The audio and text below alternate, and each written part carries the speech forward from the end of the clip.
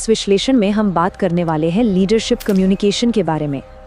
अक्सर लोगों को लगता है कि लीडर होना बस एक टाइटल है, लेकिन सच तो ये है कि ये हमारे बोलने के अंदाज में झलकता है।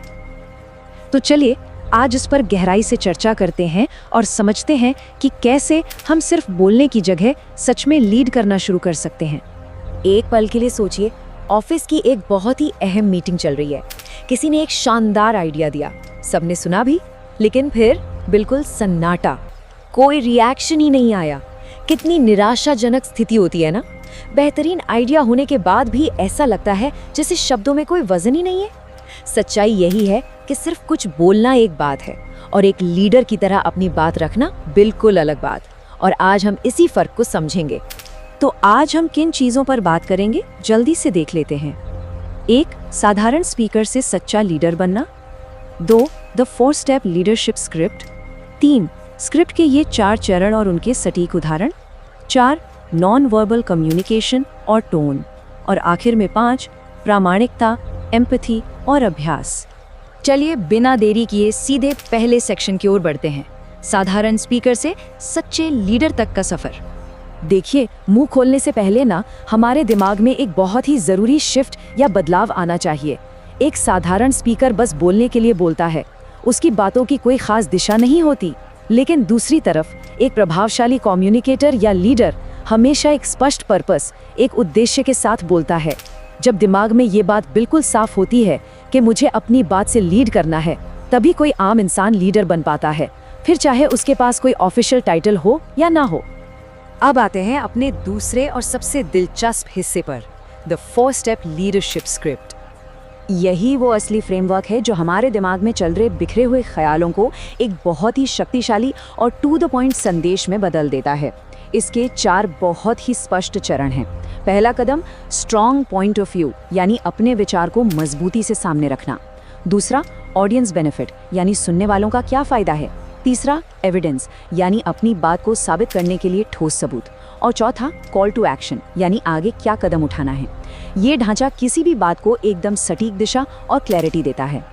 तीसरा सेक्शन है स्क्रिप्ट के चरण और सटीक उदाहरण।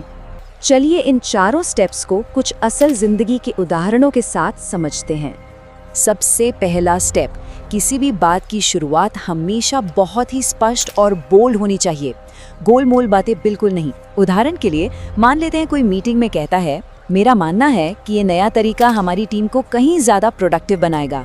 बस इस तरह की शुरुआत से कोई भी कंफ्यूजन नहीं बचता। सुनने वालों को तुरंत समझ आ जाता है कि बोलने वाले में गजब का आत्मविश्वास है और उसकी बात में वाकई दम है।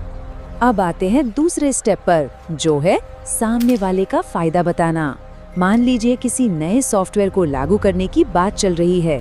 अगर ये कहा जाए कि इससे हमारी टीम की एफिशिएंसी सीधे 20% बढ़ेगी, तो पूरी मीटिंग का ध्यान तुरंत आपकी तरफ खिंच जाएगा।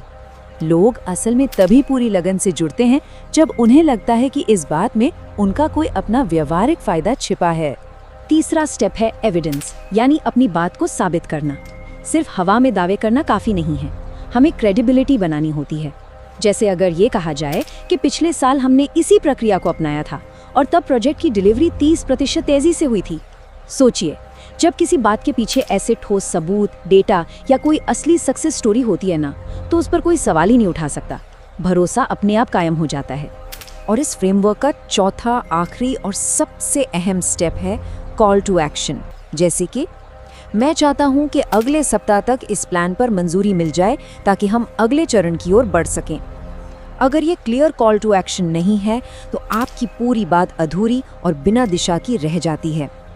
चर्चा खत्म होने के बाद लोगों को बिल्कुल साफ पता होना चाहिए कि अब उन्हें आगे क्या करना है।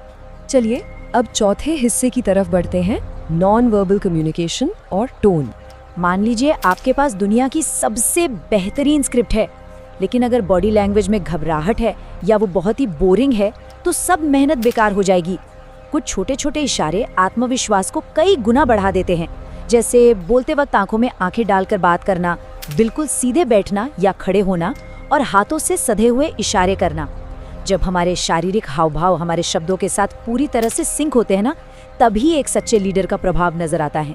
और हाँ, एक और बहुत ही दिलचस्प चीज़, पावर ऑफ द पॉज, यानी बोलते बोलते सही जगह पर रुकने की ताकत। लगातार बिना रुके मशीन की तरह बोलने से बात बहुत उबाऊ हो जाती है, लेकिन जब हम इस तरह थोड़ा सा रुककर अपनी बात कहते हैं तो शब्दों को एक खास वजन मिलता है। इससे सुनने वालों को बात को समझने का मौका मिलता है।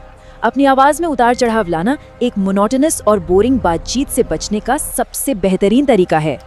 और अब हम पहुंच गए हैं अपने 5वें और आखिरी सेक्शन पर, ऑथेंटिसिटी, एम्पैथी और प्रैक्टिस। असल में यही वो मानवीय जुड़ाव है जो किसी भी बातचीत को लंबे समय तक याद रखने लायक बनाता है।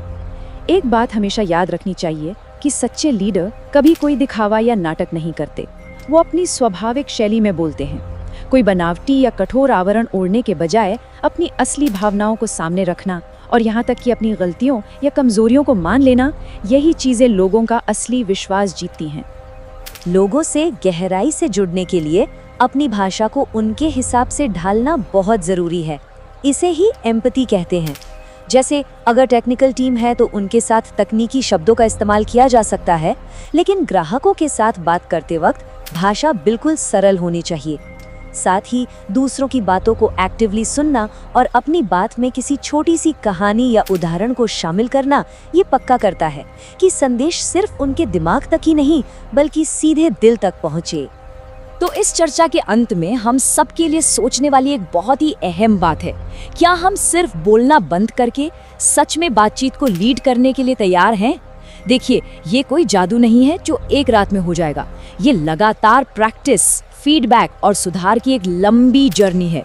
चाहे कोई छोटी सी ईमेल लिखनी हो, कोई मीटिंग हो या फिर ऐसे ही कॉरिडोर में किसी से बात हो रही हो, इस लीडरशिप स्क्रिप्ट का इस्तेमाल कहीं भी किया जा सकता है। तो बस अपने शब्दों की ताकत को पहचानिए और अपनी हर बातचीत में लीडरशिप की इस कला को जरूर शामिल कीजिए।